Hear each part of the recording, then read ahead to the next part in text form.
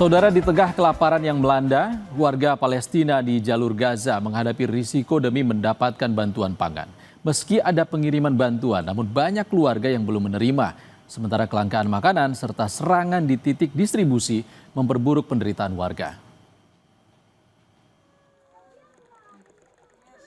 Dengan 2 anak yang harus diberi makan dan 1 lagi yang akan lahir, Asma Al-Jabari khawatir bagaimana ia akan bertahan hidup dari krisis kelaparan di Gaza yang semakin parah.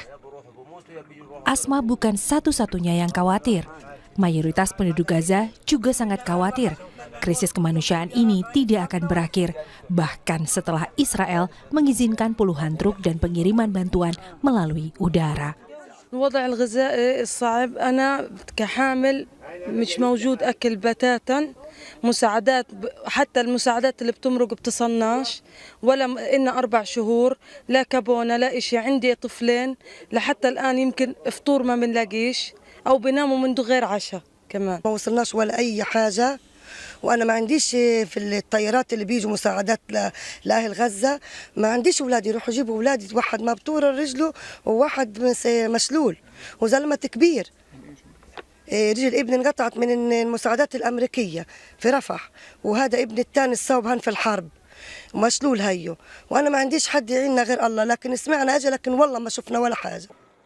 Pada hari Rabu pekan lalu, tentara Israel dilaporkan melancarkan serangan ke dekat titik rawan Zikimi. 50 orang yang sedang mengambil bantuan pangan tewas dan 300 lainnya terluka.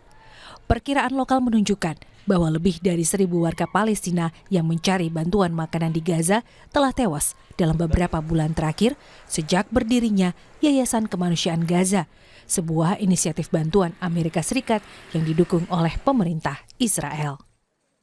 Kondisi di lapangan menunjukkan gangguan keamanan dan ketertiban yang parah.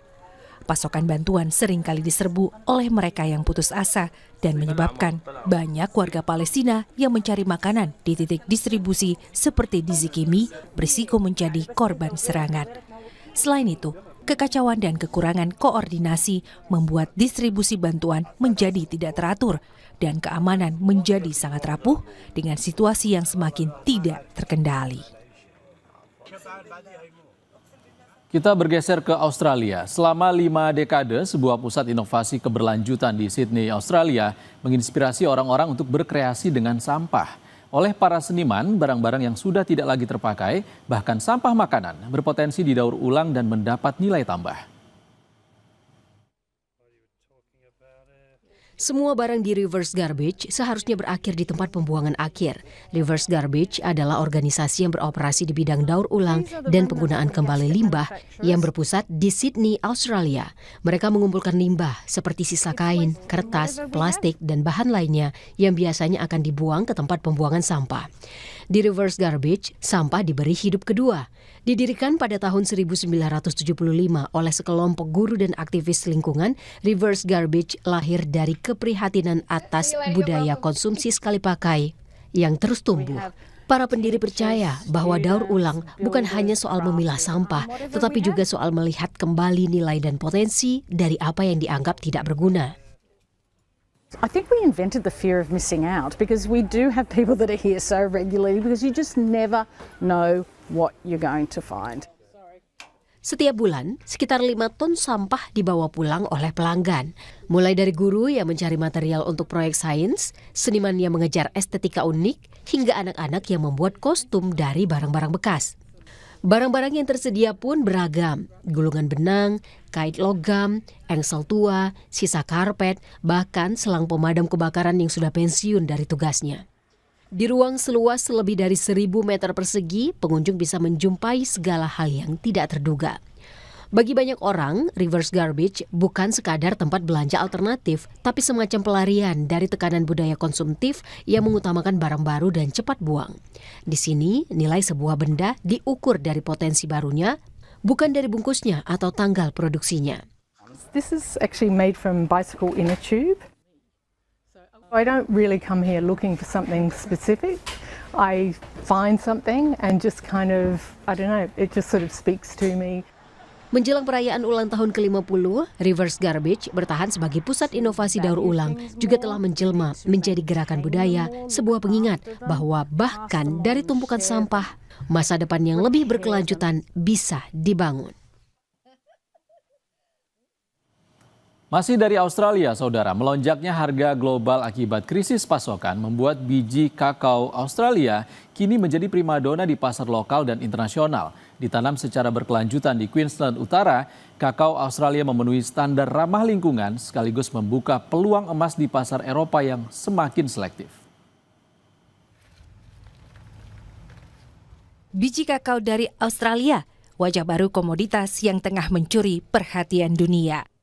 Selama ini dikenal sebagai negara produsen gandum dan daging, Australia kini perlahan menegaskan diri sebagai pemain serius dalam industri coklat premium berkat kakao yang hanya dibudidayakan di wilayah tropis Queensland Utara. Permintaan kakao lokal Australia melonjak tajam, mencapai rekor tertinggi sepanjang masa. Bukan hanya karena kualitasnya yang unggul, tetapi juga karena kelangkaan global yang melanda pasar. Dalam 2 tahun terakhir, krisis pasokan kakao dari Afrika Barat yang menyumbang lebih dari 60% produksi dunia mendorong harga naik hingga 2 kali lipat. Ini membuka peluang besar bagi petani kakao Australia yang sebelumnya hanya menyasar butik pasar lokal. Kini, para petani di Queensland mulai memperluas lahan dan menanam ribuan pohon kakao tambahan untuk menjawab lonjakan permintaan. I've actually got a waiting list of people wanting to buy Australian cocoa beans. And we just don't have enough to supply them. And that's not just in Australia. We do get inquiries from overseas now that we're becoming a bit more well known. Peluang makin terbuka dengan kebijakan baru Uni Eropa yang akan berlaku akhir tahun ini, yaitu melarang impor komoditas dari lahan yang terdeforestasi setelah 2020. Kakao Australia yang ditanam tanpa membuka hutan baru diprediksi akan mendapat tempat istimewa di pasar Eropa. Effectively, the outline of the agreement is that any cocoa or other commodities which have come from deforested land after 2020 will effectively not be allowed to be imported into the European bloc.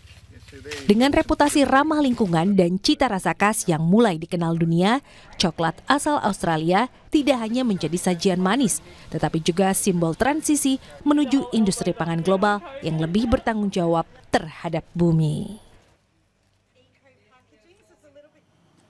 Jangan kemana-mana dulu saudara, kami segera kembali dengan kabar dari aksi pencurian yang terjadi di sebuah usaha penatu di Denpasar, Bali. Pelaku menggasak uang di laci saat kondisi penatu tengah kosong.